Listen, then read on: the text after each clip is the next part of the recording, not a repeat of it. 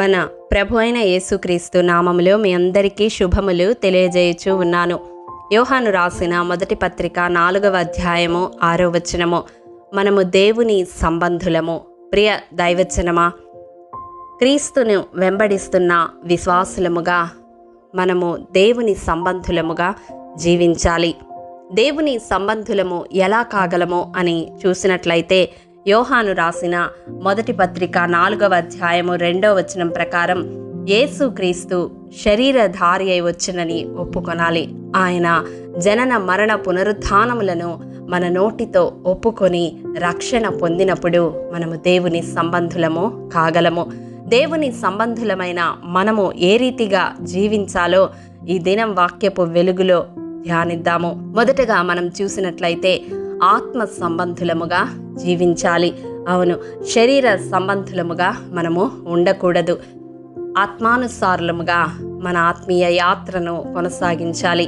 అంత మాత్రమే కాదు, యోహాను రాసిన మొదటి పత్రిక 4వ అధ్యాయం 1వ వచనం ప్రకారం ప్రతి ఆత్మను నమ్మక ఆయా ఆత్మలు దేవుని సంబంధమైనవో కావో పరీక్షించే వారముగా ఉండాలి. అంత్య దినాలలో అబద్ధ బోధలు, అబద్ధ ఆత్మలు ఎన్నో విస్తరిస్తాయి కనుక దేవుని సంబంధమైన ఆత్మ ఏమిటో గ్రహించగలిగే వివేచనను మనము కలిగి ఉండాలి. రెండవదిగా మనం చూసినట్లయితే లోకాన్ని జయించే వారముగా జీవించాలి. యోహాను రాసిన మొదటి పత్రిక 4వ అధ్యాయము 4వ వచనము. అవును ప్రియ దైవజనమా, లోకమంతా దుష్టుని యందు ఉన్నది కాబట్టి ఆ లోకాన్ని జయించాలి అంటే మనలో ఉన్న దేవుని ద్వారా మాత్రమే సాధ్యము. కాబట్టి లోకమునకు, లోక ఆశలకు లొంగిపోక లోకపు నటన గతించనై ఉన్నదని ఎరిగి లోకాన్ని జయించడానికి అనుక్షణము పోరాడేవారముగా ఉండాలి. మూడవదిగా మనం చూసినట్లయితే యోహాను సువార్త 8వ అధ్యాయము 47వ వచనం ప్రకారం దేవుని మాటలు వినేవారముగా ఉండాలి. అవును, దేవుని సంబంధులు దేవుని మాటలు వింటారు. ఆ మాట ప్రకారము జీవించడానికి అభ్యాసము చేసుకుంటారు. నా జీవితంలో దేవుని సంబంధులము అని మనము అనుకుంటే సరిపోదు, కానీ ఆయన మాట ప్రకారము జీవించడానికి ప్రయత్నించాలి. నాలుగవదిగా మనం చూసినట్లయితే యోహాను రాసిన 3వ పత్రిక 1వ అధ్యాయము 11వ వచనం ప్రకారం మేలు చేసేవారముగా ఉండాలి. ప్రియ దైవజనమా, దేవుని సంబంధులమైన మనము శక్యమైనంత మట్టుకు మేలు ఇతరులకు చేసేవారముగా ఉండాలి. కీడు అనేది దుష్టుని స్వభావము, అది మనలో ఏలుబడి చేయకూడదు. చివరిగా 5వదిగా దేవుని సంబంధులమైన మనము యోహాను రాసిన మొదటి పత్రిక 3వ అధ్యాయము 10వ వచనం ప్రకారం ప్రేమ కలిగి జీవించాలి. మనం ఆరాధించే దేవుడు ప్రేమ స్వరూపి కనుక ఆ క్రీస్తు ప్రేమ మన హృదయాలలో ప్రతిబింబించాలి.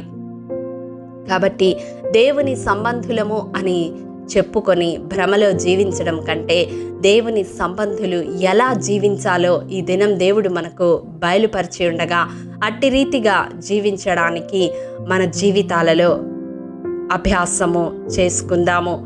ఈ వాక్యము వింటున్న ప్రియ సహోదరుడా, సహోదరి, నీవు దేవుని సంబంధి కావడానికి ఆ యేసుక్రీస్తును నీ సొంత రక్షకునిగా అంగీకరించావా? ఆయన జనన మరణ పునరుత్థానములకు సాక్షిగా నీవు నిలబడుచున్నావా? అయితే దేవుని సంబంధివైన నీవు ఎట్లా జీవించాలో ఈ దినం దేవుడు మాట్లాడి ఉన్నాడు కదా.